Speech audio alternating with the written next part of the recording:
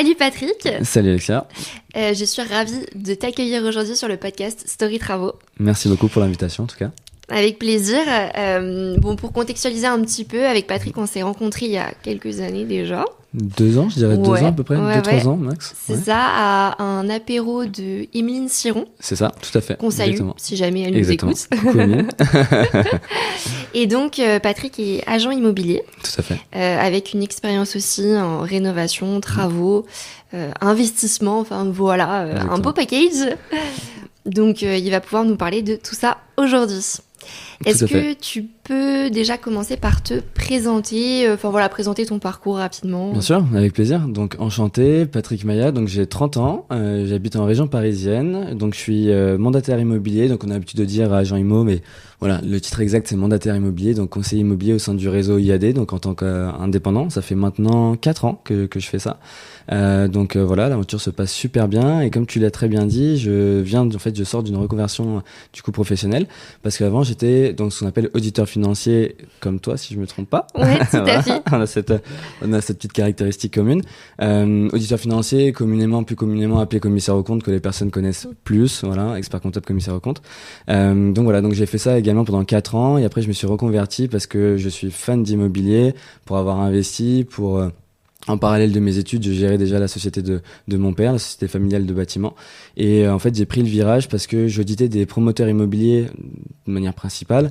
Et donc, la finance immobilière, l'investissement, les travaux, je me suis dit, bon, il y a peut-être quelque chose à faire. Et sachant que, en fait, comme j'investissais, quand j'allais en visite, je trouvais jamais un agent immobilier qui était ultra percutant, qui me donnait envie de faire les choses, qui maîtrisait son sujet. Donc je me suis dit, il y a peut-être quelque chose à faire là-dessus en maîtrisant tous ces aspects de l'immobilier. Et c'est comme ça que l'aventure a commencé. Voilà. Génial. Et donc du coup, c'est vrai que tu as baigné finalement un petit peu depuis ton enfance. Je sais pas depuis combien de temps ton père il a l'entreprise Travaux, mais... Lui, ça fait 40 ans qu'il est dans le métier et ça fait 30 ans qu'il est à son compte. Donc ça fait déjà un bon bout de temps. Oui, donc depuis petit. Exactement, tout à fait. Depuis petit, tu baignes là-dedans et du coup, j'imagine que c'est ça qui t'a peut-être donné envie d'investir en immobilier dès le début. Tout à fait. En fait, j'ai toujours eu l'habitude quand j'étais petit j'étais curieux d'aller sur les chantiers, etc. Je regrette de pas avoir plus bossé avec lui quand j'étais petit, quand j'étais un peu plus jeune. Mais en effet, j'adorais aller voir les réceptions de chantier, les finitions qui étaient réalisées, avoir le petit goût du détail qui était fait. Et avec en fait les études, etc. Le fait de me lancer en finance, qui était, on va dire, pour mes parents, une certaine fierté de se dire, nous on n'a pas fait d'études, mais notre fils y arrive, etc. Et donc je voulais absolument aussi y arriver. Faire de longues études parce que j'aimais ça. Du coup, je me suis lancé dans la finance, mais j'ai vite réalisé que c'était pas forcément mon dada. Voilà. Et en fait, je me rendais compte que ce que j'aimais beaucoup, c'était le business. Parce que tu sais, quand on auditait les comptes, forcément, il faut comprendre le business pour pouvoir contrôler les comptes. Et en fait, je me rendais compte que lorsque je contrôlais les promoteurs, tout ce qui était montage, tout ce qui était, en fait, toute la gestion derrière la promotion immobilière, qu'on voit juste la construction et la livraison, c'est super intéressant et je me suis dit tiens, pourquoi pas me lancer aussi dans l'investissement. Donc c'est comme ça que j'ai commencé l'investissement, voilà. Et donc les travaux, l'investissement, le fait de me dire tiens, je vais investir, je vais apporter de la valeur avec les travaux que mon père réalisait, je me suis dit c'est un beau package et donc ça va faciliter les choses et donc c'est pour ça que je me suis lancé. En fait, pour la petite anecdote, comment je suis arrivé à ce métier-là, c'est que en fait quand j'ai repris la société, donc j'ai arrêté la finance en 2020, quand j'ai repris la société, l'un des points de développement de la société, c'était de contacter tous les agents immobiliers que j'avais pu rencontrer, d'accord, et de leur dire voilà, si vous avez un chantier, n'hésitez pas à penser à moi, d'accord. On fait un système d'apporteurs d'affaires, d'accord, donc win-win toujours, et en fait, en rencontrant des agents IMO, en rencontrant notamment Anne-Marie Villard qui m'a fait rentrer chez IAD, et en fait, on a super sympathisé. C'était vraiment très très cool, nos échanges, etc.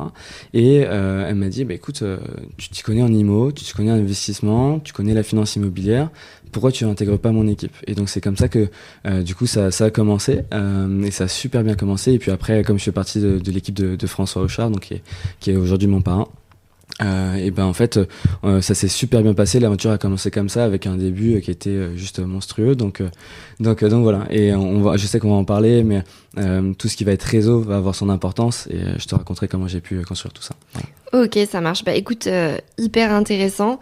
C'est vrai que je pense que ça te donne plein de casquettes différentes. Ouais. Donc en fait, finalement, ça te sert dans tous les pans de ton activité, que ce soit pour le côté investisseur, le côté travaux, le côté agent IMO. Finalement, tout ça, ça se regroupe. Donc ça te permet vraiment, finalement, d'avoir, comment dire, un aspect complet global, sur tous ces éléments-là. Et donc, si on plonge un petit peu plus dans le quotidien d'un agent immobilier, comment ça se passe? C'est quoi le rythme de tes journées? Alors, le quotidien d'un agent immo est très rythmé. Il faut s'accrocher, surtout quand on aime ça. Il faut s'accrocher. Et quand, forcément, surtout le marché a beaucoup changé. Et en fait, on va voir qu'il y a aussi un changement de rythme par rapport à ça, parce qu'on était sur un marché qui était un marché du coup vendeur, donc sur tout ce qui était 2020, 2021, 2022, et ça a progressivement changé vers un marché d'acquéreurs, du coup 2023, 2024 et très certainement 2025. Ça a un impact parce que quand le marché est très simple pour les vendeurs, les acquéreurs viennent, les taux d'intérêt sont bas, ils achètent, ça complique pas trop les choses et ça rend les choses très fluides, d'accord? Donc ça, c'est le marché de 2020, 2021, 2022. Et donc quand j'ai commencé, j'étais là-dedans. Et donc je me suis dit, mais l'IMO, j'aurais dû commencer il y a bien plus longtemps que ça. C'est facile en fait. C'est facile. Et donc je me dis, ça va super vite. Voilà, je suis rentré, je pense qu'au bout d'un mois, j'avais fait 2 ventes déjà. Donc j'étais là, j'ai commencé depuis bien longtemps. Okay. Et en fait, quand le marché a switché, et ben c'est là où on voit l'importance d'être ultra compétent. Parce que c'est là où tu réalises que tout le monde n'est pas fait pour ce métier-là. Donc le rythme est soutenu. On a beaucoup d'appels, on a beaucoup de rendez-vous physiques, on a beaucoup de choses à résoudre, beaucoup de problèmes à résoudre. Et en fait, on se rend compte, en étant intermédiaire, on est le chef d'orchestre. Donc il faut gérer absolument toutes les parties. Les acheteurs, les vendeurs, les notaires, les diagnostiqueurs, le photographe si tu fais venir un photographe professionnel, les artisans qui peuvent venir faire chiffrer. Donc en fait, tu as un ensemble de personnes à gérer et en fait t'es chef de projet en gros, voilà. Bien évidemment, certaines fois c'est bien plus facile que d'autres, certaines fois parfois c'est très très compliqué, ça prend beaucoup de temps et on rame, voilà. Donc voilà, donc il y a vraiment beaucoup de choses à faire. Après le quotidien, moi personnellement, j'essaie de me fixer des jours où je suis sur le terrain et des jours où je suis sur l'administratif et donc sur le suivi, sur des appels, etc. Petit côté perso, moi personnellement, c'est pour ça aussi que je suis indépendant et que j'essaie d'avoir ce côté aussi cette petite vision personnelle qu'il faut cultiver, parce que je trouve que quand tu es entrepreneur, c'est aussi ça, c'est prendre du temps pour soi et pour les choses que tu aimes faire. Moi, typiquement, par exemple, moi le matin, j'essaie de prendre le temps d'amener ma mère au travail. Donc voilà, donc, tous les matins, j'essaie de le faire. Voilà, c'est pas toujours le cas, mais j'essaie au moins 2-3 fois par semaine de le faire. Voilà, donc de prendre le temps d'échanger avec ma mère, de l'amener, etc. Okay. Voilà. Et ensuite, ma journée commence. Je prends mon petit déjeuner. Donc j'ai la chance d'habiter pas loin de chez mes parents. Je prends mon petit déjeuner et ensuite je continue donc sur tout ce qui est appel. Okay. Voilà, appel, tous les appels, toutes les parties administratives à faire, etc. Donc ça c'est pour les journées, on va dire, condensées administratives, et il se peut que je passe 50-60 appels par jour. Voilà. Wow. Ça peut être très costaud. Voilà. Donc journée qui commence, on va dire, à 9h jusqu'à 20h, 20h30, 21h, parce que en fait on s'adapte aux personnes. Donc forcément en région parisienne, les gens sortent tard du bureau, donc forcément voilà. Se peut que tu se trouves à 20h30 en call ou à 21h en call. Voilà. Ouais, c'est ça. Et c'est vrai qu'il y a un côté un peu où j'imagine que t'enchaînes ces éléments-là, et puis en même temps, il y a un côté qui est plaisant parce que les journées ne se ressemblent jamais. Jamais. Mais en même temps, parfois, j'imagine que t'aimes bien aussi peut-être pouvoir avoir un peu de temps, te poser aussi pour Exactement. avancer sur le côté administratif, parce que c'est des choses qui sont obligatoires de... C'est ça. Et en fait, t'es obligé de te le bloquer parce que t'as une grosse partie administrative que certaines personnes n'imaginent pas, sur tout ce qui est mandat, sur tout ce qui est gestion de mandat, de négociation, les appels, etc. Enfin, les échanges avec les notaires, avec les diagnostiqueurs, parce que parfois il y a des petits trucs à voir, à revoir, etc. Et en fait, voilà, je me bloque généralement 2 journées par semaine où je fais que ça. Et ensuite, c'est les journées terrain, notamment le samedi, c'est full terrain, les visites, voilà. Et donc là, t'enchaînes les rendez-vous, quoi. Donc voilà, c'est visite sur visite sur visite. Il faut pouvoir il faut réussir à manager les appels que tu peux avoir entre les visites, voilà, les négociations que tu peux avoir. Donc tu vois, juste avant d'arriver là, j'ai eu une offre. Juste après notre podcast, il va falloir que je négocie l'offre, sauf que j'ai 3 visites à enchaîner, enfin voilà. Et donc c'est sûr que le maître mot, c'est que les journées ne se ressemblent pas, et il faut savoir gérer les priorités, c'est pas toujours évident, et réussir à se caler ton temps perso aussi, voilà. C'est ça, parce que c'est important. En tant qu'entrepreneur, est-ce que tu arrives à parce que tu dis que le samedi, du coup, tu travailles, est-ce que tu te prends le lundi ou... Non, je me prends juste le dimanche. Okay. Pour l'instant, j'arrive à tenir le rythme comme ça. Mais c'est vrai que, tu vois, nous, on vient de la finance, on avait un rythme qui était extrêmement important en tant qu'auditeur financier. C'est vrai qu'aujourd'hui, j'arrive, grâce notamment à ce métier-là, à avoir, entre guillemets, l'endurance pour voilà, tenir. Et c'est vrai que le fait de travailler beaucoup, ça m'est pas étrange, tu vois. Mais surtout quand c'est pour soi. Surtout quand c'est pour soi. C'est pour ça aussi que je me suis dit, mais attends, travailler 70, 80, 90 heures par semaine, surtout sur les gros dossiers, pourquoi pas me l'impliquer à moi-même et en fait gagner pour moi, quoi, tu vois, et pas travailler pour un patron. Voilà. Je comprends. Mais voilà, exactement. Mais c'est vrai que c'est important de se fixer des moments perso, et c'est pour ça qu'en étant indépendant, tu peux gérer ton planning comme tu le souhaites, et c'est pour ça que parfois, par exemple à 11h, je vais à ma séance de sport, ou à 14h, ou à 15h, tu vois, donc je sais que le matin c'est très pris. Entre midi et 2 également très pris, et le soir également très chargé, donc voilà, donc j'essaye entre deux de prendre du temps perso et de faire mes différentes choses, mes courses, mon sport, une petite promenade si j'ai envie, enfin voilà, donc c'est important d'équilibrer. Voilà. Ouais, bien sûr. Je comprends tenir. Tout à fait. J'ai l'habitude de dire, c'est un marathon, c'est pas un sprint. Parce que si t'es en version sprint, tu vas pas tenir longtemps.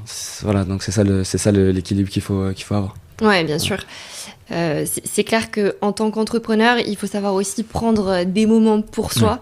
Mais après, le fait de travailler pour soi, c'est sûr que c'est un petit peu le Graal, on va dire. Bien sûr. Quand on est entrepreneur, c'est ce qu'on cherche tous. Donc, Complètement. Et donc, par rapport au côté réseau immobilier, dont on a un petit peu discuté au début, enfin, avant de commencer le podcast, comment est-ce que on peut se créer ce réseau? Je pense notamment aux auditeurs qui nous écoutent, qui débutent dans l'investissement immobilier, qui connaissent pas forcément beaucoup de monde, parce qu'on le sait, l'immobilier, c'est quand même beaucoup de relationnel, que ce soit avec tous les intermédiaires, les agents immo, les notaires, les banquiers, les entrepreneurs. Qu'est-ce que tu pourrais conseiller à ces auditeurs pour justement commencer à créer leur réseau? Alors, moi, j'ai l'habitude de dire que l'immobilier, c'est avant tout de l'humain. Pour moi, c'est la première chose, en fait. C'est-à-dire que sans réseau, l'immobilier ne fonctionne pas. Voilà. Et donc, c'est pour ça que, en fait, quand je me suis lancé, je me suis dit, OK, quelles armes j'ai? Voilà. Parce que on sait que l'agent immobilier, chose que je n'ai pas mentionnée, mais le quotidien de l'agent immobilier qui vient de débuter, c'est d'avoir des leads. Et donc, qui dit lead, dit pige téléphonique, dit prospection, dit boitage, prospection terrain, etc., etc. D'accord ? Donc ça prend énormément de temps.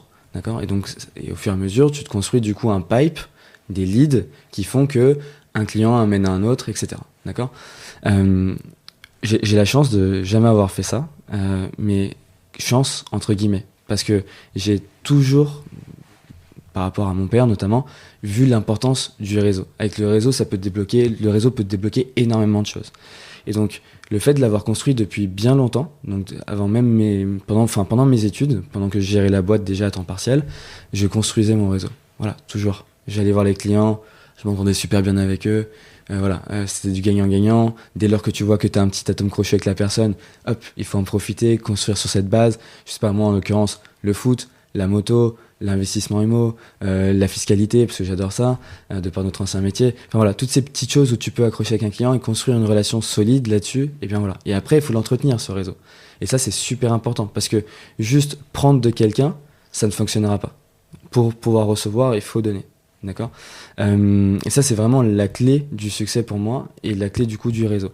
Mais après, comment se le construire ? Du coup, se le construire, quand tu débutes, t'es un investisseur, il faut aller sur des séminaires, des événements organisés, des apéros IMO, construire, échanger avec les personnes, maintenir ce contact, envoyer des messages, se rencontrer à titre personnel. Vous voyez, tu vois, par exemple, quand je fais des événements entrepreneurs, avec les personnes avec qui j'accroche énormément, après je leur envoie un message, je leur dis écoute, ça te dit on va manger ensemble, ça te dit on va boire un verre ensemble, et on papote. Et en fait, c'est ça qui construit en fait la relation, qui est au début une relation très professionnelle et qui peut tendre sur une relation après plus personnelle.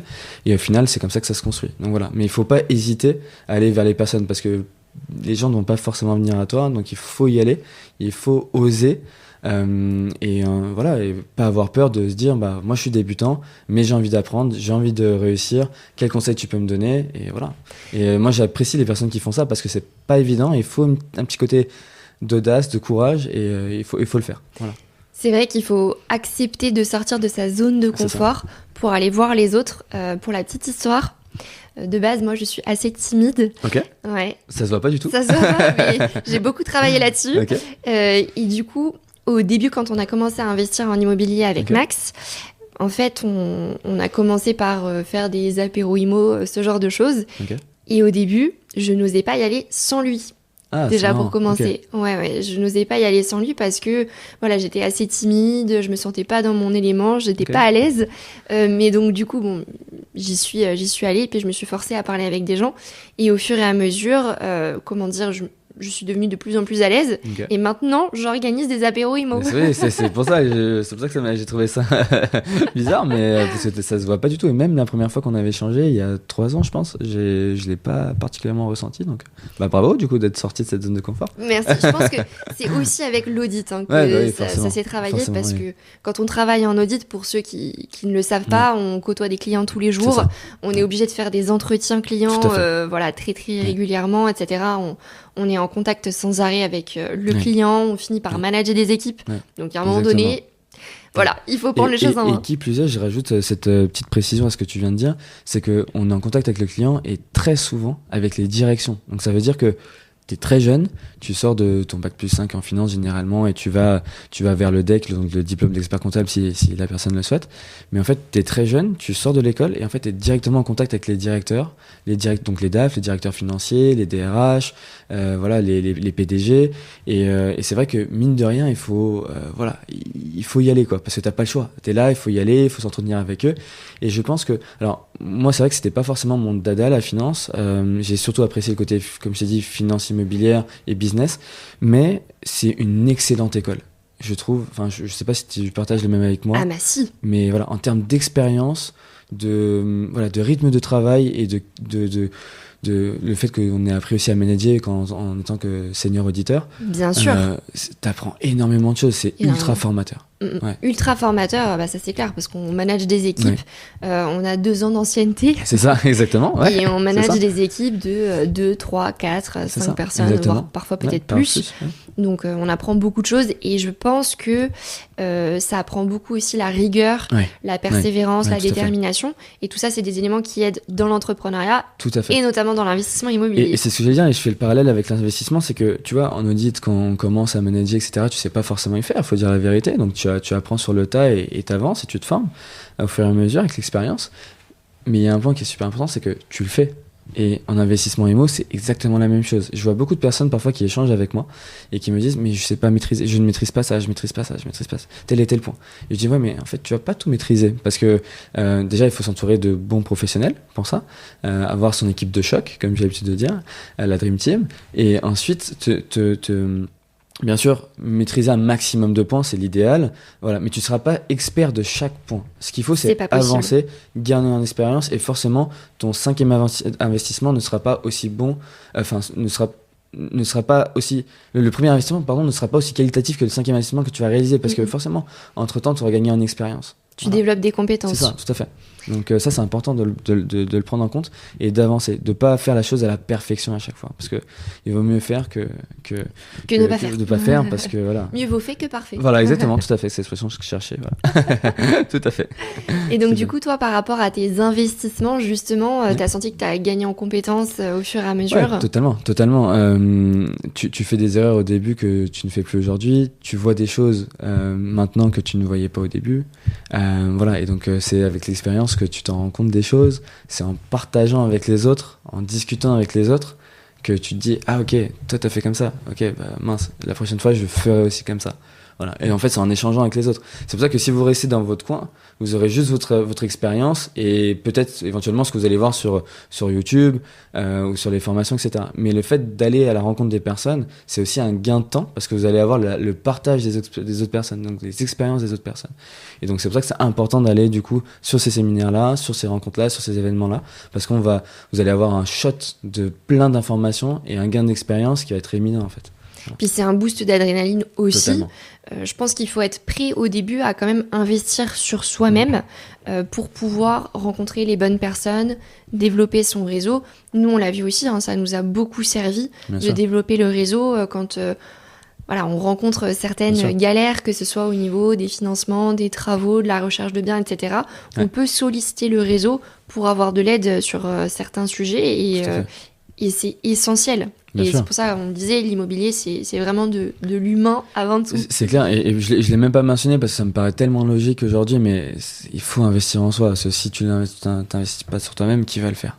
Voilà. Personne à ta place. Voilà, exactement. Donc, pour moi, c'est une démarche qui est aujourd'hui bien sûr naturelle, mais c'est quelque chose qu'il faut absolument faire. Il faut le prendre dans son lifestyle, il faut le prévoir financièrement parlant, de se dire, ok, X formation à l'année, X budget pour me former, pour me faire accompagner, tu vois. Et c'est quelque chose que moi aujourd'hui que j'ai mis dans mon quotidien, dans mon budget annuel. Ça fait aujourd'hui 5 ans que c'est prévu dans mon budget annuel, tu vois, des choses perso.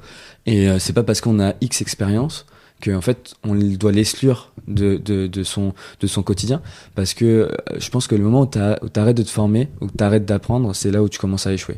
Voilà. Donc parce tu gagnes en expérience, mais il y a toujours quelqu'un de plus expérimenté que toi qui peut t'apporter une autre chose, une autre vision et un autre partage que tu n'as pas forcément au moment où tu as commencé.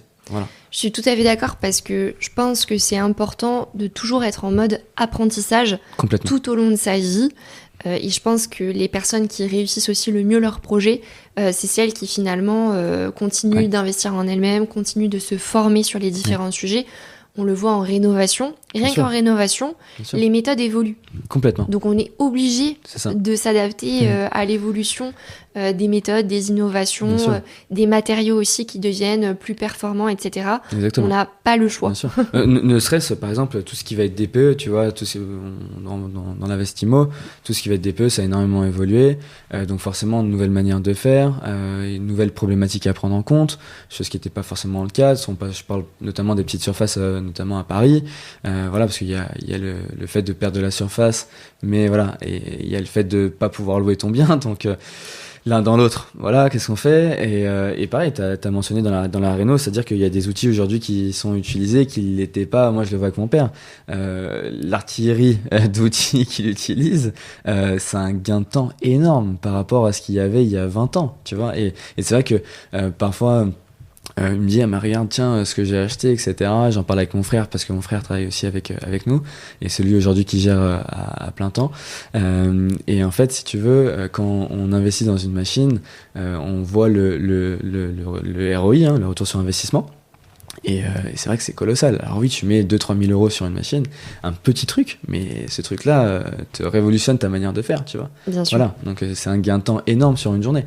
Donc c'est vrai qu'il faut être toujours à l'affût de l'évolution personnelle, professionnelle, et être toujours ouvert en fait à apprendre davantage pour performer. Ouais. Et du coup, par rapport à tes investissements, le fait d'avoir évolué par rapport à tout ça, gagné en compétences, est-ce que tu peux nous raconter peut-être un de tes derniers investissements? Je ne sais pas si tu pars toujours sur des projets avec rénovation. J'imagine que oui. Oui, tout à fait, exactement. Forcément. C'est mon dada. Forcément. Est-ce que tu pars toujours sur des projets où il y a vraiment tout à refaire? Oui. Alors, il se trouve que jusqu'à maintenant, j'ai fait en fait un aller-retour, j'ai fait une construction, j'ai acheté ma résidence principale, j'ai fait un petit studio où il est entièrement à refaire. Et il se trouve qu'à chaque fois, c'est avec des travaux. Donc je suis parti même de zéro pour la construction de la maison familiale au Portugal. Voilà. Mais c'est juste que moi, c'est ce qui me plaît. Voilà, c'est la création de valeur en partant des travaux, etc. Et le fait de pouvoir bien négocier, parce que forcément, quand il y a des travaux, forcément, c'est pas dû à tout le monde. Donc les personnes, tous les acheteurs ne sont pas ouverts aux travaux. Et donc forcément, c'est là où tu as plus de leviers pour pouvoir négocier, trouver la bonne affaire, etc. Et créer de la valeur. Parce que Les travaux, ok, tu as une rénovation, mais tu as aussi la création de valeur que tu peux voir, alors sur quelque chose de banal, ajouter une chambre, créer une mezzanine, choses comme ça que tu vois pas forcément à l'œil nu, lorsque un appartement c'est un 3 pièces de base mais que tu peux en créer un 4 pièces, voilà. C'est des choses très simples mais qui viennent du coup apporter de la valeur. C'est vrai que moi j'ai cette préférence-là. Après je suis pas contre, par exemple demain tu m'amènes un IDR où il y a rien à faire, ça tourne, tout est nickel, je suis pas contre d'aller dessus, tu vois, tant que la renta y est, etc. Voilà. Mais il se trouve que oui, je vais plus sur les travaux. Le dernier puis, exemple, ouais, si je me permets juste d'ajouter quelque chose, mais l'avantage quand même de faire les travaux, c'est que tu sais comment c'est fait. Tout à fait, exactement. Et t'en sais, je pense, un petit Oui. peu là-dessus. Tout à fait. C'est exactement. C'est que, en effet, c'est que t'as la carcasse et tu pars de cette carcasse-là et tu fais. Et tu sais que c'est nickel, ça bouge pas. Tu sais que t'en as pour de longues années avant de devoir refaire quelque chose. Bon, il y a peut-être toujours quelque chose, une petite fuite par-ci par-là, mais que tu vas réparer par la suite. Mais tu sais que dans l'ensemble, à 90%, c'est ok. Voilà. Et c'est vrai que quand t'achètes quelque chose, même si c'est déjà refait, etc., tu sais pas comment ça a été fait derrière. On parlait tout à l'heure de nos anecdotes bâtiments, quand tu me parlais de l'artisan qui était reparti sur des chantiers parce que il avait fait appel à des sous-traitants qui avaient pas forcément mis un isolant derrière, et que lui, parce que c'est un professionnel très honnête, il allait revoir, etc., derrière si c'était bien fait. Voilà, il y a toujours ces risques-là dans le bâtiment. Voilà. En l'occurrence, moi, le dernier bien que j'ai fait, alors 2024, c'est un petit regret que je vois, voilà, il faut le dire aussi. C'est un petit regret, un de mes objectifs que j'ai pas concrétisé, que j'ai pas investi, parce que j'étais énormément pris par mon métier. Mais après, voilà, j'ai performé sur un marché qui était ultra compliqué, j'ai développé mon équipe également sur un marché qui était ultra compliqué, donc voilà, on peut pas tout faire. On peut pas tout faire. Et il faut être ok avec ça. 2025 va être différent, on va aller vers un invest. Mais le dernier invest que j'ai fait, c'est en 2023. Okay.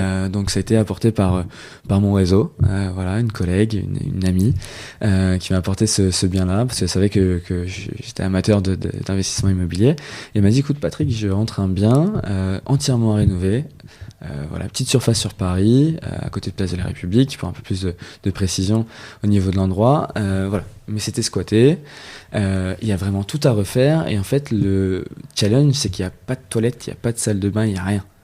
Il y a juste un petit tuyau qui servait pour la cuisine. Voilà. Mais enfin, cuisine, un évier. Oui. Voilà. Cuisine, oui. C'est un grand mot. Comme on voit beaucoup à Paris parfois dans les apparts. Exactement. Voilà. Et en fait, si tu veux, on allait le visiter. Et dès la première visite, je dis ok, c'est bon, on avance. Et en fait, si tu veux, elle m'a dit voilà, il y a une problématique, c'est que comment on fait par rapport au WC, etc., la création de salles d'eau. Moi, j'ai juste dit attends, bouge pas. Je vais dans le couloir. Je fais, mince, ok. Dans cet étage-là, rien de possible. Je descends, je fais, ok, bingo. Je remonte, je dis, c'est bon, on fait comment l'offre? T'as trouvé la solution? Direct, j'avais trouvé la solution. En fait, la solution, c'était juste de se piquer au travers du plancher sur la canalisation qui était en fait l'étage juste en dessous. Voilà. Et donc, tout de suite, j'ai pensé, voilà, qui dit plancher, percer un plancher, dit forcément partie commune, dit forcément autorisation de copro, dit forcément assemblée générale exceptionnelle. Voilà. Donc, on maîtrise les coûts, on maîtrise la procédure. Si on ne sait pas, forcément, moi je suis professionnel de l'IMO, donc tout de suite la procédure était claire, nette et précise dans ma tête. Mais si on ne sait pas, il faut juste demander au professionnel. Et si on n'est pas convaincu de ce que nous raconte le professionnel, demandez à un autre professionnel, demandez au syndic, appelez le syndic. L'agent immobilier doit vous donner les informations, notamment les diagnostics, les charges de copro, etc. Vous avez les contacts dessus, appelez. Tout simplement, appelez. Parfois, je sais qu'il y a des personnes qui font pas confiance aux agents IMO, et c'est vrai que parfois il faut pas parce que les informations ne sont pas correctes dans ce qui est transmis, et j'en ai subi aussi les conséquences entre 2016 et 2019 quand j'investissais. Mais en fait, tout simplement, on a les informations qui sont à portée de main. C'est-à-dire qu'on a le numéro du syndic. Appelons le syndic quand c'est en copro.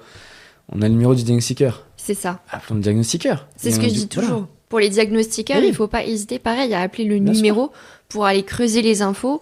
Je pense notamment au DPE sur la rénovation énergétique. Parfois, les diagnostiqueurs ne poussent pas parce qu'ils n'ont pas les infos, ils n'ont pas les factures travaux. Donc, mieux vaut les appeler pour dire est-ce que vous avez vérifié vraiment il n'y a pas d'isolation, ou est-ce que c'est juste que vous ne le savez pas? Exactement, tout à fait. Parce que c'est vrai qu'il ne peut pas non plus faire un trou dans le mur et voir s'il y a quelque chose ou pas. Généralement, c'est sur base de déclaration et de plus en plus maintenant sur facture. Voilà, sur la base de vraies déclarations, on va dire, voilà, qui prouvent que les travaux ont bien été faits, que ça a bien été isolé, etc. Et heureusement d'ailleurs parce que ça évite beaucoup d'erreurs. Donc c'est vrai que le côté drastique aujourd'hui des diagnostics peut embêter plus d'un, mais c'est vrai que c'est pas plus mal dans le sens où on tend vraiment sur une professionnalisation de la chose et sur quelque chose qui devient vraiment concret. Voilà, parce qu'avant franchement, je vois des diagnostics qui ont été faits il y a 10 ans. Quand je les reprends aujourd'hui, quand les clients vendent leurs biens, waouh, ce qui est mis dessus, quand on voit la réalité, c'est chaud. Ah ouais, il y a un grand écart. Ouais, il y a un grand écart. Donc bon. Après, on va pouvoir en parler des diagnostics par rapport à cet appartement-là, parce que j'ai subi aussi les conséquences du fait que les diagnostics soient très drastiques sur les petites surfaces, l'appartement que j'ai acheté, parce que j'ai fait une réno.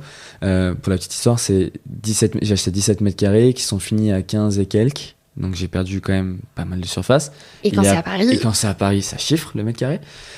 Néanmoins, je suis passé d'un G bien rouge, bien costaud, voilà, bien costaud, à quelque chose qui est entre C et D. Voilà. Donc en gros, on est dans le bas du C, haut du D, si je me trompe pas. Voilà. Donc c'est une réno qui est top. Mais pourquoi ? Parce que quand j'ai fait l'offre. Forcément il fallait aller vite, mais j'ai tout de suite fait venir du coup un premier artisan qui est mon papa. J'ai fait venir aussi du coup un ami artisan, d'accord, qui a travaillé sur le chantier également, et du coup avec leur retour d'expérience on a pu chiffrer, ça a vite chiffré parce que j'ai fait venir le diagnostiqueur, et le diagnostiqueur m'a dit il y a ça à prendre en compte, ça.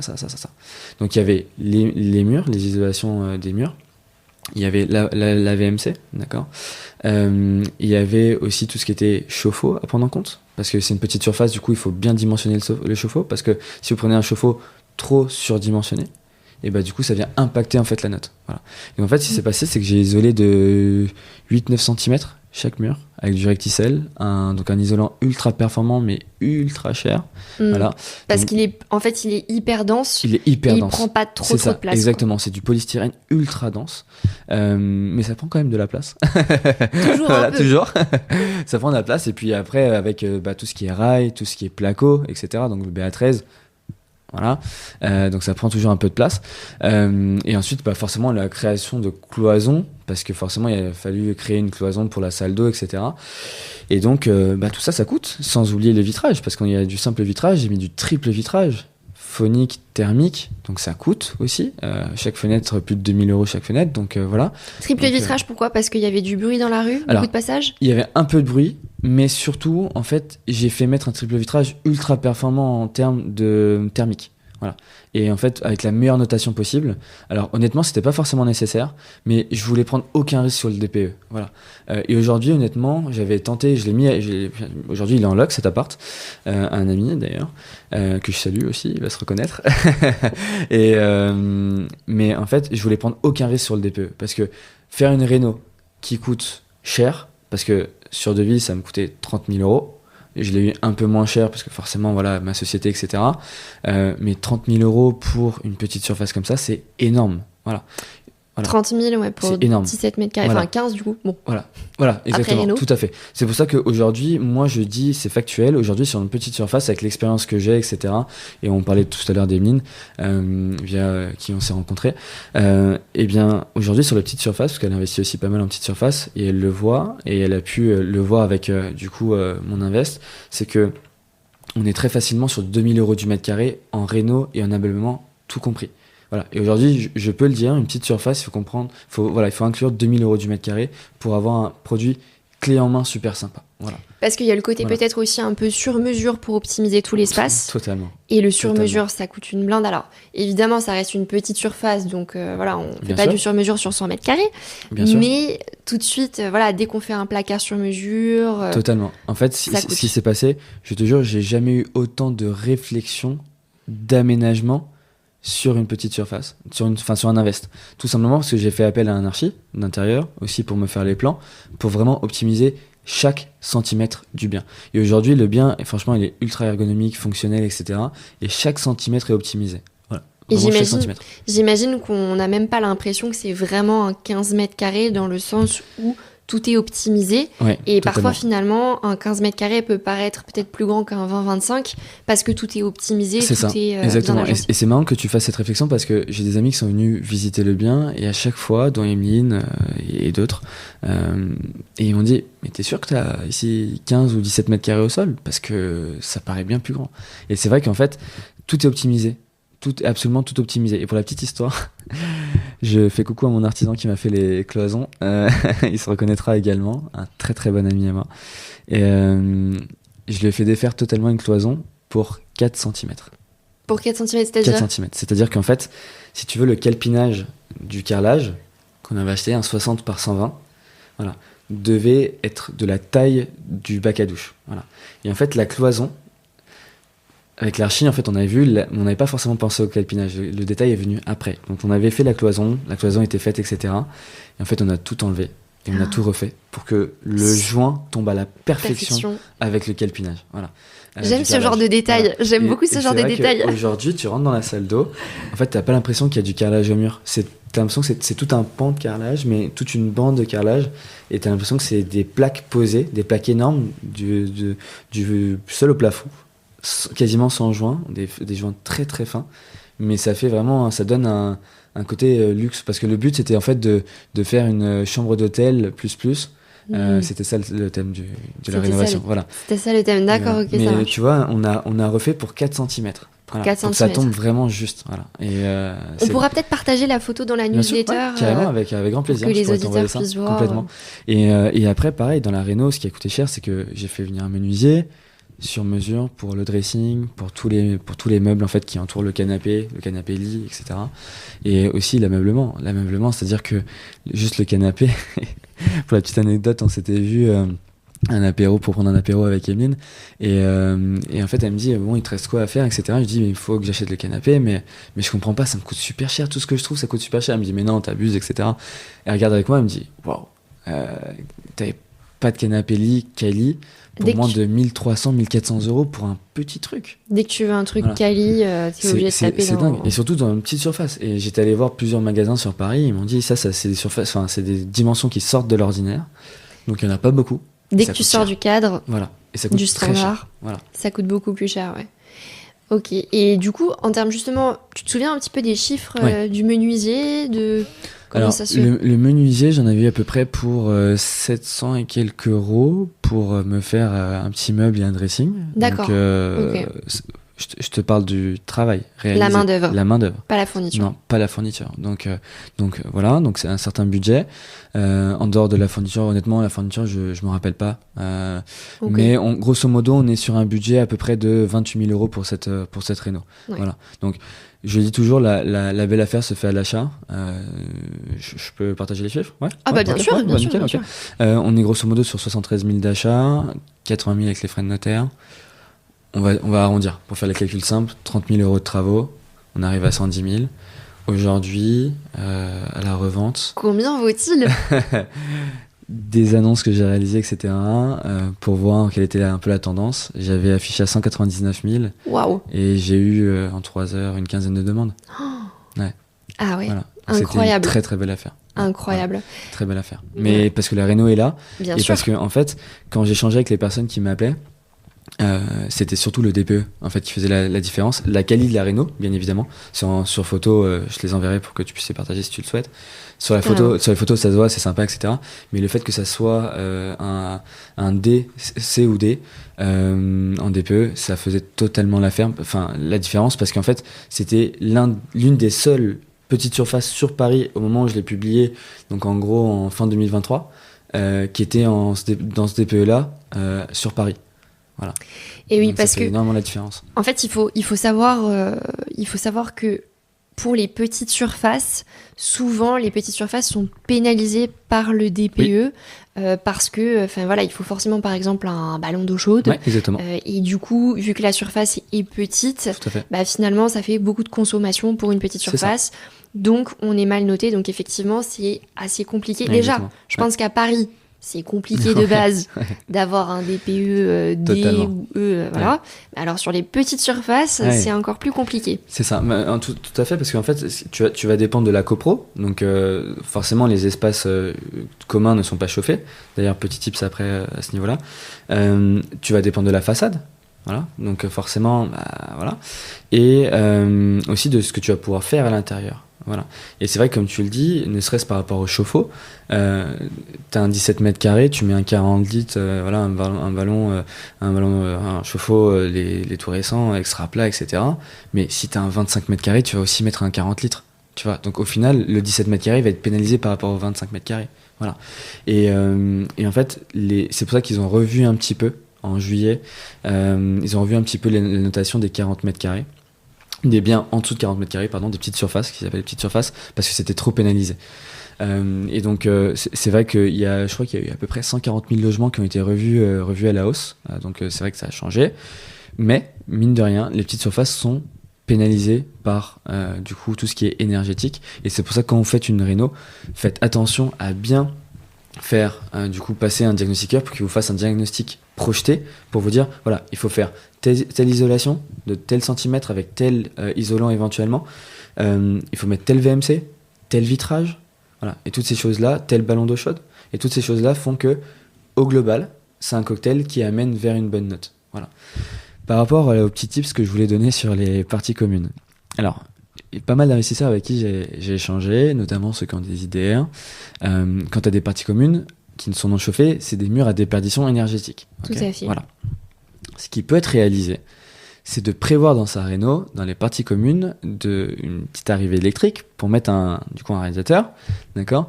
Et du coup, les communs sont chauffés, et là, ça ne devient plus du coup un mur à déperdition énergétique dans le logement, mais du coup bien un mur en contact avec un local chauffé.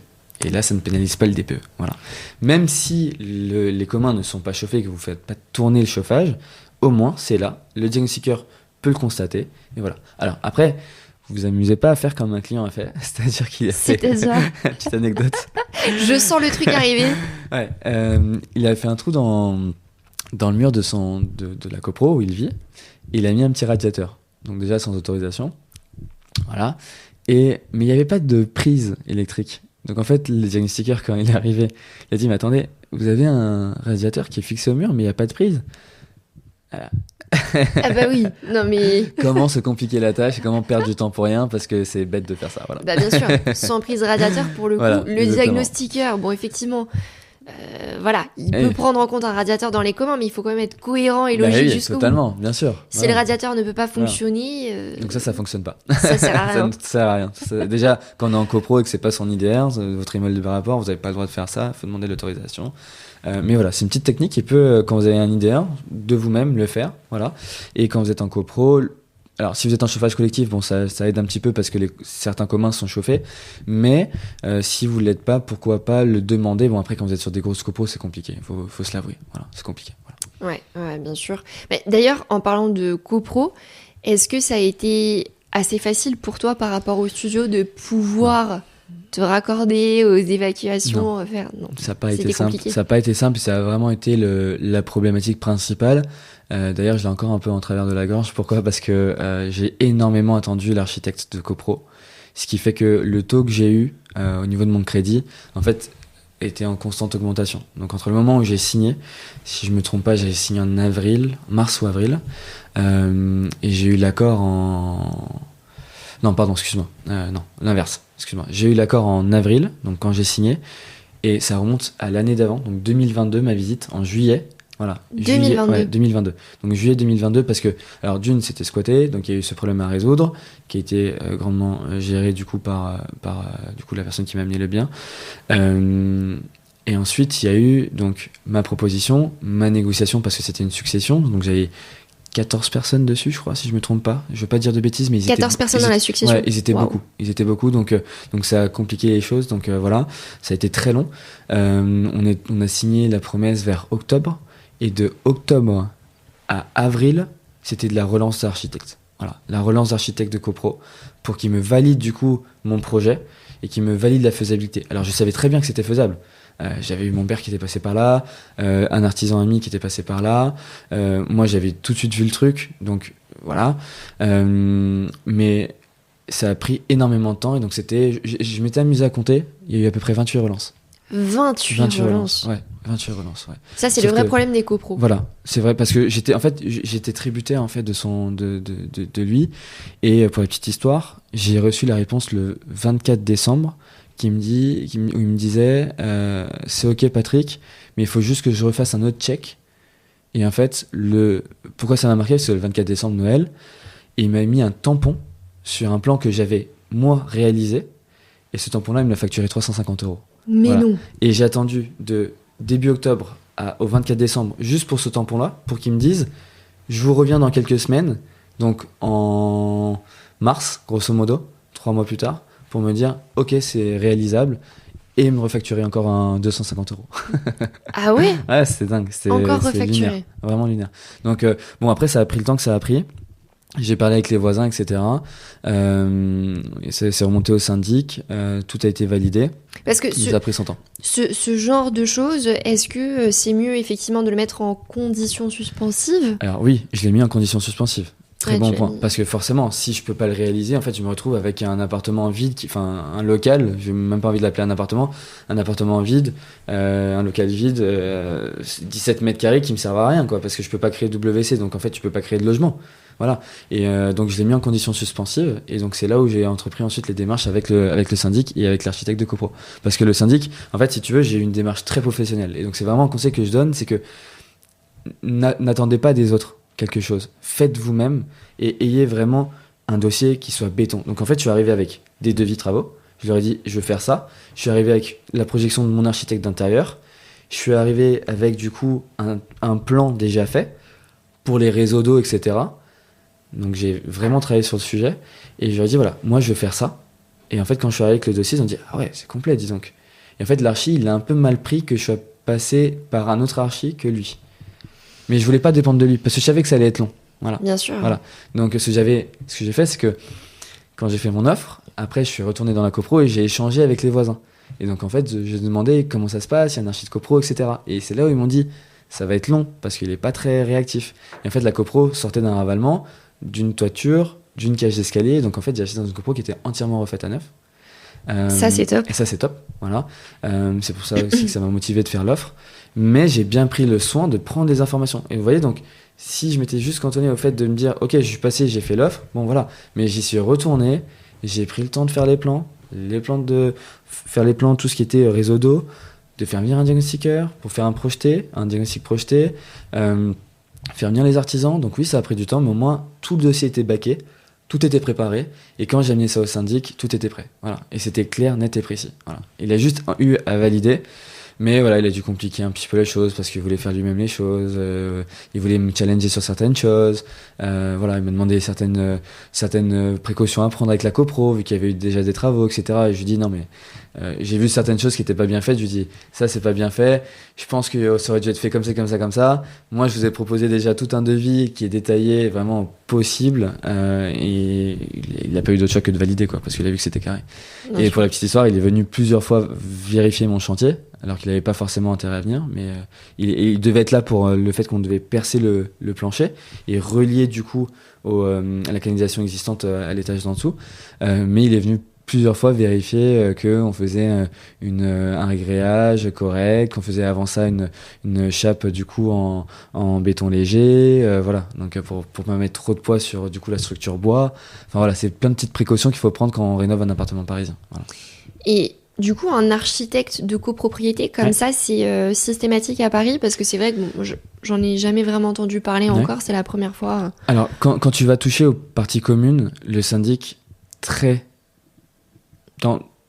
envie de dire quasi systématiquement, ils vont te dire il faut du coup une validation d'un archi, parce que tu touches aux parties communes, et on sait très bien que les sols parisiens, tu vois, je t'ai montré certaines photos tout à l'heure de certains chantiers de clients où ça peut être un peu touchy au niveau des solives, au niveau des poutres. Donc il faut faire attention. Mine de rien, il faut faire attention. Et je trouve pas que ça soit un mauvais point parce que si les personnes commencent à faire des choses, on va dire, mais un peu sauvages, ça peut porter à l'atteinte des planchers et du coup la sécurité des personnes et du coup la sécurité de l'immeuble. Donc il faut faire attention à ça. Et oui, donc très souvent ils vont te demander du coup l'intervention d'un architecte et très souvent les syndics travaillent avec des archis et des archis de structure et donc de copro. Donc ouais. Mais je trouve que c'est pas forcément une mauvaise chose, honnêtement. J'étais pour avoir la validation, etc. C'est juste qu'il a pris énormément de temps. Et j'avais un taux, alors je me rappelle plus honnêtement, mais je pense que j'ai pris peut-être 0,5 voilà, et sur mon taux, et c'est beaucoup. Sur 20 ans, ouais, 25 c'est beaucoup. ans. Que j'aurais pu éviter très facilement, parce que j'ai tout apporté, il avait juste à mettre un tampon, quoi, et à vérifier. Donc c'est beaucoup. Ouais. Il y a un petit côté où parfois à Paris on a l'impression que certains intermédiaires prennent beaucoup de temps, oui. Que ce soit oui. Des archis, que ce soit des notaires. Oui. Évidemment ça dépend. Oui, tout à fait. Ça peut arriver malheureusement qu'ils prennent beaucoup de temps. C'est pour ça qu'il faut s'entourer d'une équipe de choc, d'un notaire performant et flexible, rapide, d'un diagnostiqueur pareil qui va venir prendre le temps de vous faire de vous écouter, de écouter votre projet, etc. Les artisans pareil. Donc ça c'est important. C'est important, c'est ce qui fait la réussite de votre projet, hein, tout simplement. Voilà. Ouais. Avoir une bonne équipe, s'entourer des bons professionnels. Exactement. Tout à fait. Et pour en revenir à ta profession d'agent immobilier, par rapport à toute cette partie travaux et rénovation, quand tu visites un bien, pour toi, c'est quoi les critères essentiels à regarder quand on veut acheter un bien à rénover ? Très bonne question. Très bonne question. Alors, il y a plusieurs points. Le premier point, je veux dire, ça va être tout ce qui va être, bien sûr, façade, copro, d'accord. Donc, ça va être un aspect, on va dire, global, d'accord. Parce qu'il y a des copros, ça peut être un peu touchy. On voit des fissures en façade, on voit, des choses qui peuvent porter à questionnement, voilà. Et il faut du coup questionner. Il faut questionner et aller chercher l'information à la source, encore une fois, comme je disais tout à l'heure, appeler les syndics, etc. Savoir s'il y a des procédures en cours. Et ensuite, forcément, tout ce qui va être cage d'escalier également, parce que sur les cages d'escalier, surtout à Paris, on voit beaucoup de dégâts des eaux.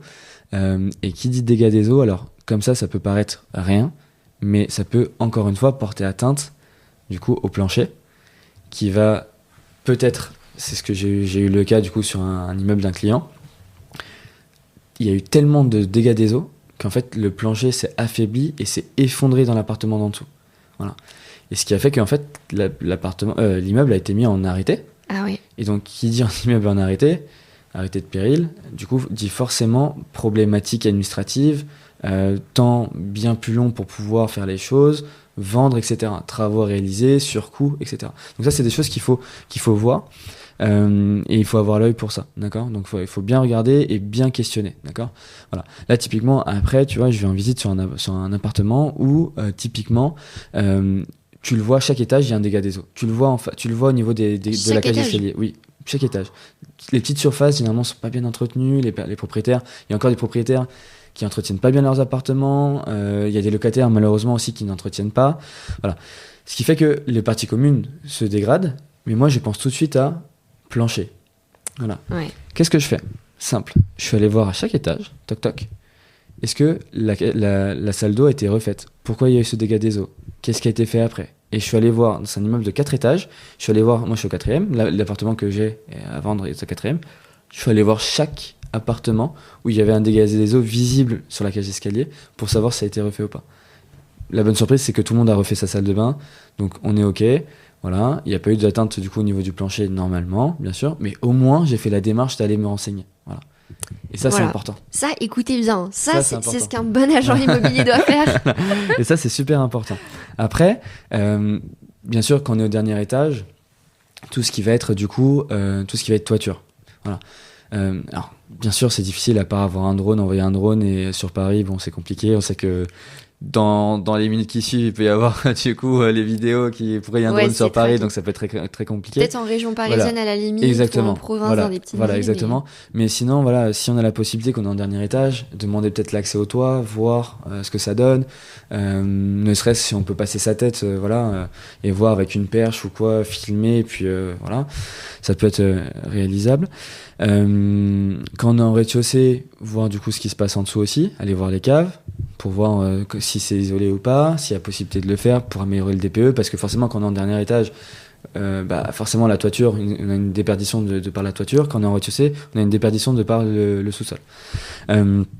Ces points-là, et après à l'intérieur de l'appartement, ça va être tout ce qui va être fissure. On parlait tout à l'heure de tout ce qui était plancher, etc.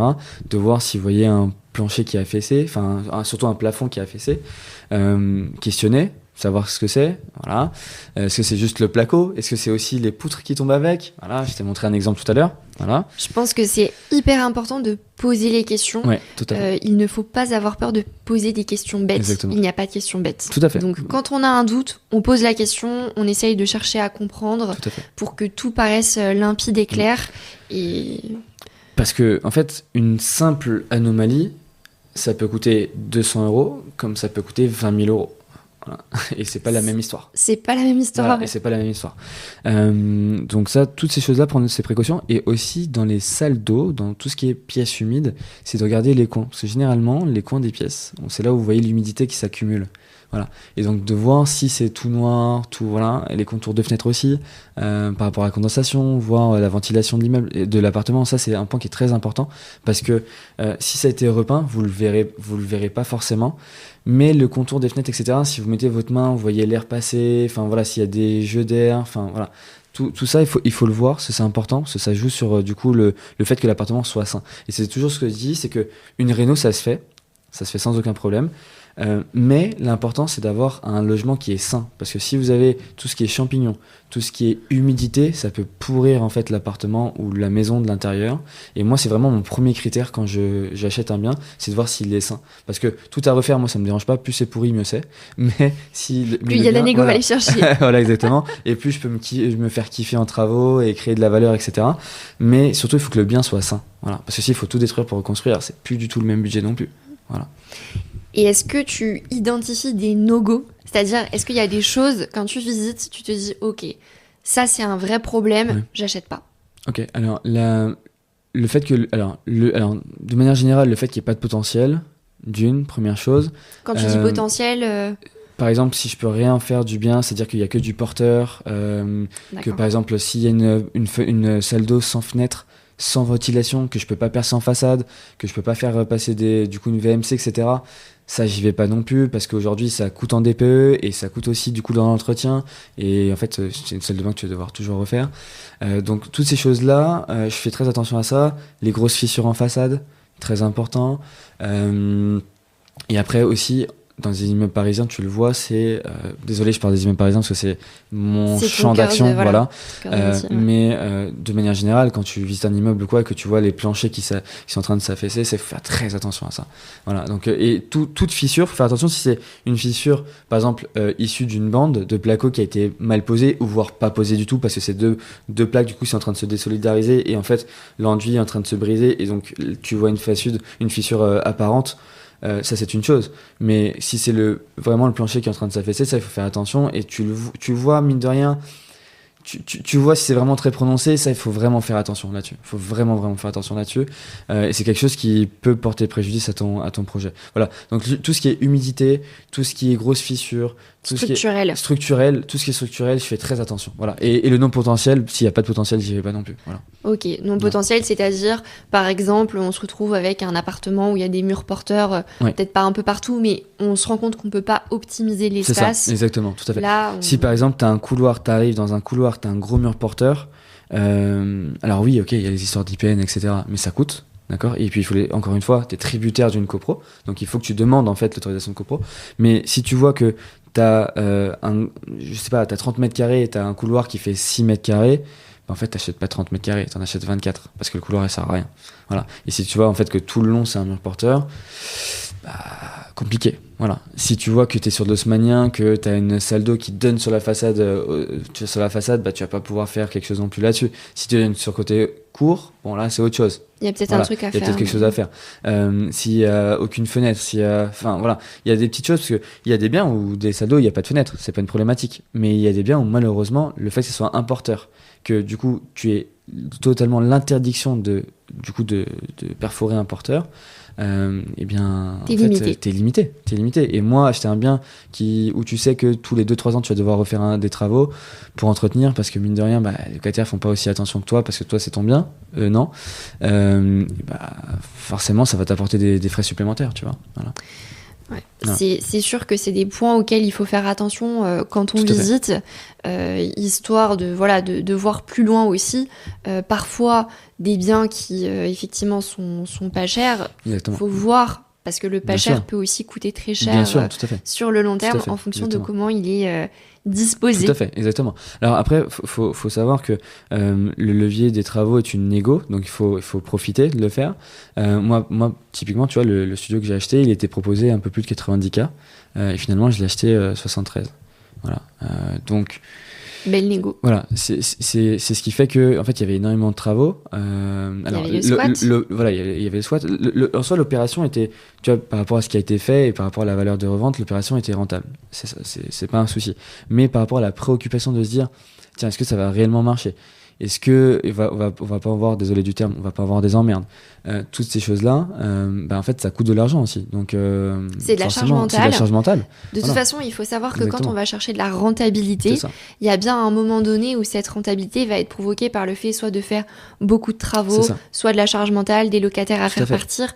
Mais il y a toujours des points noirs qu'il va falloir élucider pour aller chercher la renta. Si vous cherchez un projet où tout est refait à neuf, le locataire est parfait, tout est nickel, a priori, il n'y aura pas de renta parce que ça se paye aussi. Ah oui, clairement, bien sûr. Et puis, tu vois, on a eu quand même des aléas sur mine de rien, sur le plancher. C'est que, on a fait, donc on a demandé, déjà la copro de couper. Donc, tu vois, je sais plus combien de copropriétaires il y en a, mais il y a peut-être les 60 copropriétaires.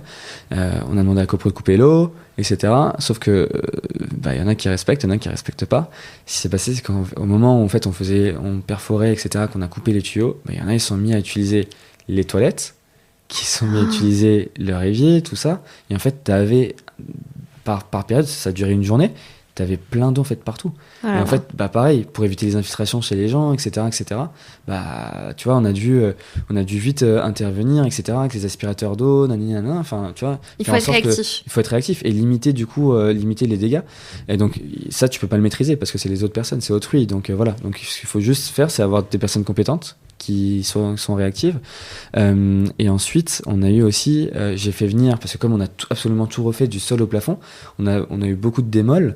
Et donc, quand tu fais de la démol sur des murs parisiens et sur des planchers, vu que c'est des petites surfaces qui ont été souvent découpées, en fait, quand tu tapes, tu casses beaucoup de choses, ça peut créer des fissures à côté. Donc, ce qui s'est passé, c'est que j'ai fait aussi intervenir un huissier pour constater mon bien au début avant de commencer les travaux et constater en dessous, sur les côtés, et au-dessus.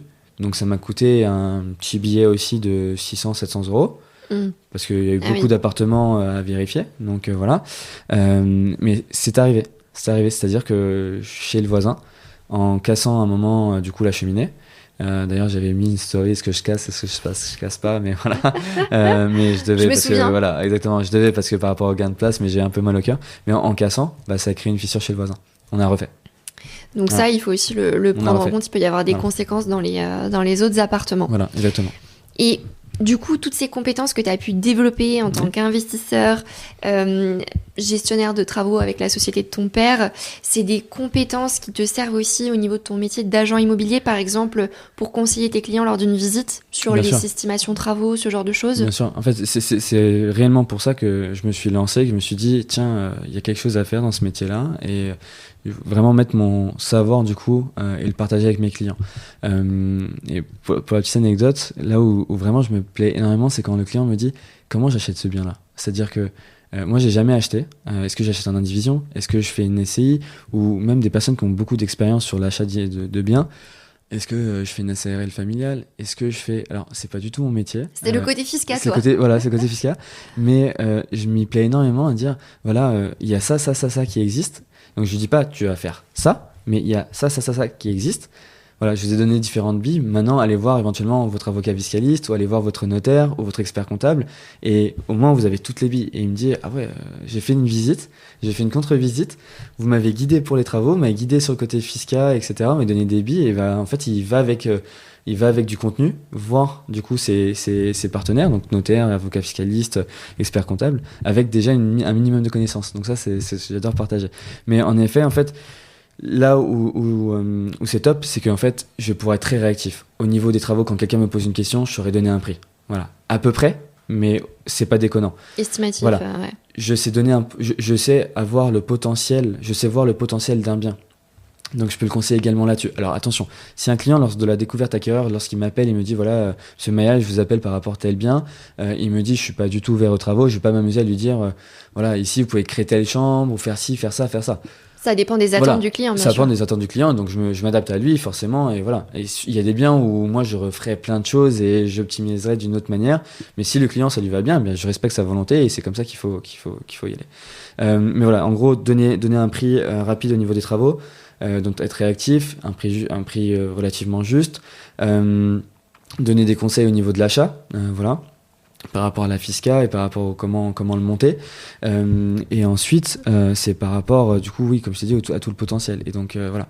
Et après c'est surtout la rigueur que m'a amené l'audit, ça va être sur le suivi en fait, le suivi du client, le fait d'aller vite, d'être précis, d'être carré, de réunir toutes les informations avant même de commencer. Tu vois, là j'ai un bien, ça fait 2 semaines que j'ai toujours pas commencé à le publier, parce que T'attends d'avoir les documents. J'attends d'avoir les documents. J'attends que le client me donne les documents, que le propriétaire me donne les docs. Il me dit non mais Patrick, vous pouvez commencer. Non. Moi je veux les docs, je veux les lire, je veux en prendre connaissance, je veux lire les PV d'AG, parce que moi, là où je vais détecter un problème, avec mon expérience d'investisseur, etc., ou même par rapport à la promotion immobilière, il y en a par exemple, tu vois, là j'ai un immeuble de 2019, bah, il me dit non, mais nous il n'y a pas de problème, il n'y a absolument aucun problème, ça tourne bien, etc. Il me donne les PV d'AG, chaudière sous-dimensionnée. Il y a un souci. Chaudière sous-dimensionnée, procédure avec le promoteur, voilà. Sauf que en fait, il le sait pas parce qu'il va pas aux AG. Voilà. Et il le sait, il en a entendu dire, etc. Sauf que comme il occupe pas le bien, il se rend pas compte. Il se rend pas compte aussi des problématiques. Mais les problématiques, c'est quoi? C'est que en fait, si tout le monde prend sa douche à 22h, il y a pas assez d'eau chaude pour tout le monde. Et ouais. Voilà. Donc c'est un vrai problème. Donc c'est un vrai problème, mine de rien.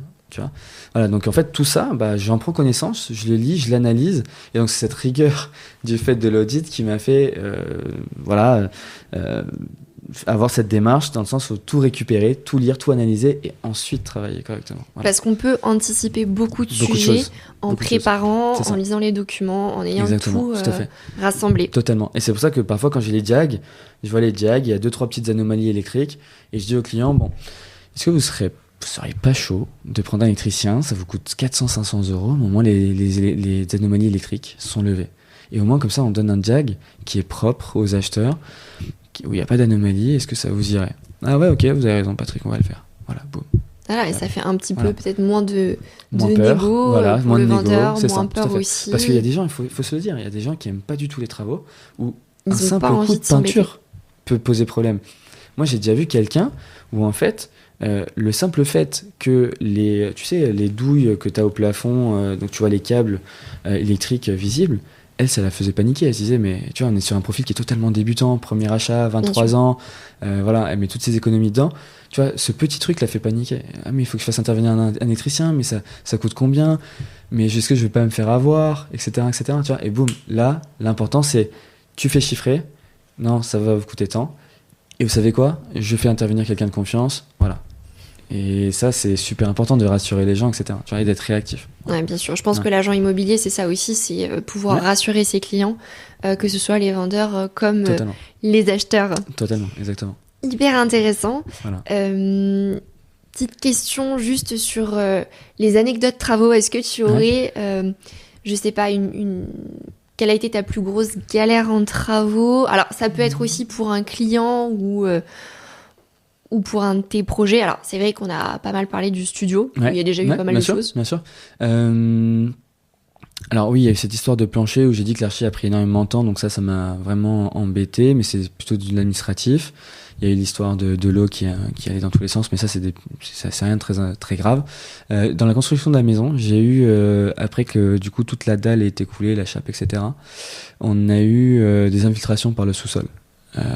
Qui ont été visibles, mais quand je dis des infiltrations, c'est une mare d'eau. Une mare d'eau. Et c'est quoi? C'était des remontées capillaires? Des remontées capillaires, exactement. Parce qu'en fait, on était sur des sols, donc c'est aux abords du parc national dans le nord du Portugal. C'est des sols où il y a énormément de pierres, où il y a énormément d'eau. Et en fait, la problématique, c'est qu'il y avait des nappes phréatiques. Voilà. Même si on avait fait l'étude des sols, on a quand même subi les remontées d'eau. Et donc, il a fallu construire des puisards de chaque côté de la maison. C'était pas prévu, mais il a fallu le faire. Ça nous a coûté un certain budget. Ouais, en termes de surcoût, voilà, j'imagine que ça se compte en plusieurs milliers d'euros. Ouais. Plus. T'arrives à 5 chiffres. Ah oui. T'arrives à 5 chiffres. D'accord. Donc mine de rien, ça coûte.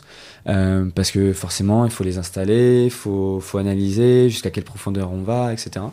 Donc il y a eu ça. Et en plus, c'est la maison au Portugal, c'est ça? Ouais, tout à fait. Maison familiale, exactement. À distance. À distance, exactement.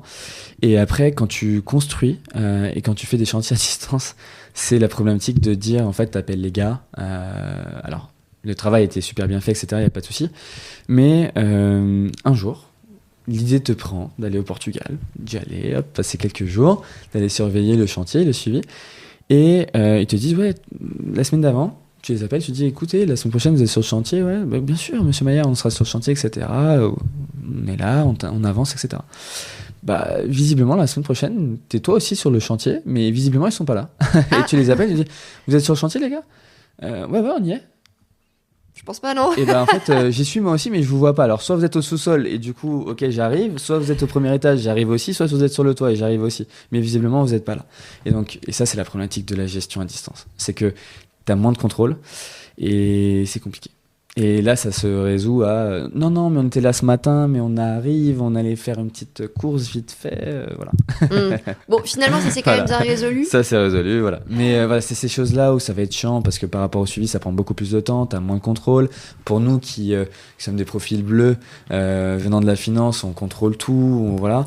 Ouais. Là, mine de rien, t'as une part de non-contrôle qu'il faut mine de rien accepter et faire au mieux et avancer, parce que si tu te braques, avec des gens, attention, avec des gens que tu sais qui font bien le boulot, voilà. Oui, parce que j'allais dire, vu que c'est au Portugal, alors t'as peut-être déjà de la famille sur place, tout à fait. Donc ça t'a peut-être aidé à trouver les bons profils. Oui, mais la confiance n'exclut pas le contrôle. C'est-à-dire que quand on a choisi les artisans, avec mon papa, on allait visiter différentes maisons qui avaient été faites. Voilà. Et ça, c'est super important, tu vois. Donc d'aller voir les chantiers en fait des personnes qui ont été réalisées. Et sans citer de nom, on sait qu'il y a eu des problématiques liées aux travaux avec une certaine personne, etc.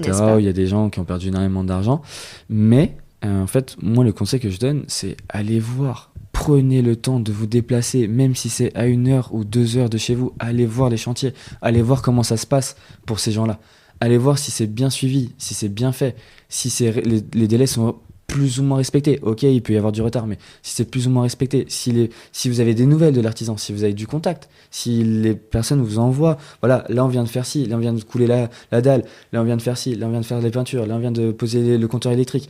Et le niveau des finitions aussi. Le niveau des finitions, c'est très important. Et il faut voir ça, il faut se déplacer pour le voir. Parce que avoir... j'ai entendu que le monsieur était bon ou la madame était ok. Sur le chantier, c'est pas suffisant. C'est pas suffisant du tout. Il faut aller vérifier, et parce Exactement. Que ça peut aussi arriver malheureusement. Ça, c'est encore un autre cas de figure, mais effectivement, un entrepreneur qui fait des chantiers, qui les réalise correctement chez quelqu'un, et puis tu sais pas pourquoi, mais sur un autre chantier, ça va moins bien se passer. Peut-être qu'il prend trop de chantiers en même temps. Enfin voilà, il faut aussi poser des questions. Et un autre tips que dans mon cercle personnel c'est arrivé, très important. Vous avez des artisans, vous l'avez sélectionné, vous lui demandez les documents. Ok. Il vous envoie l'assurance décennale, il vous envoie la responsabilité civile professionnelle, la RCP. Ok. Téléphonez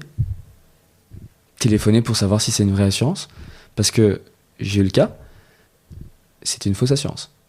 Il n'y avait pas d'assurance. Voilà. Donc si après vous êtes embêté, vous avez les problèmes, bah derrière il n'y a rien pour vous couvrir. Il n'y a pas d'assurance. Il n'y a pas d'assurance.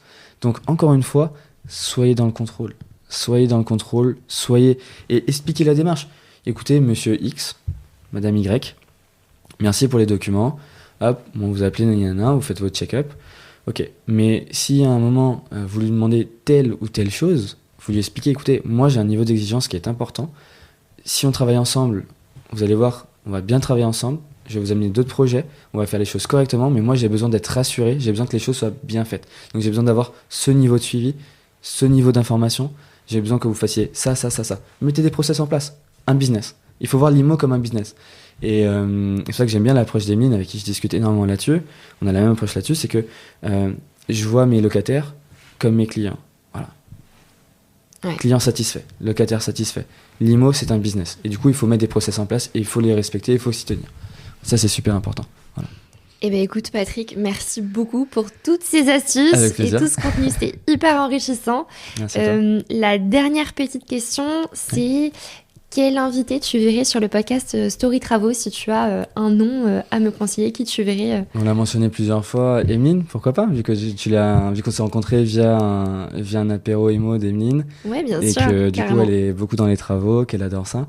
Eh bien, je peux que te recommander Emeline, qui est super compétente dans le domaine. Donc voilà. Très bonne idée. Merci beaucoup, Patrick, en tout cas. Et puis, je te dis à bientôt. À bientôt. Salut.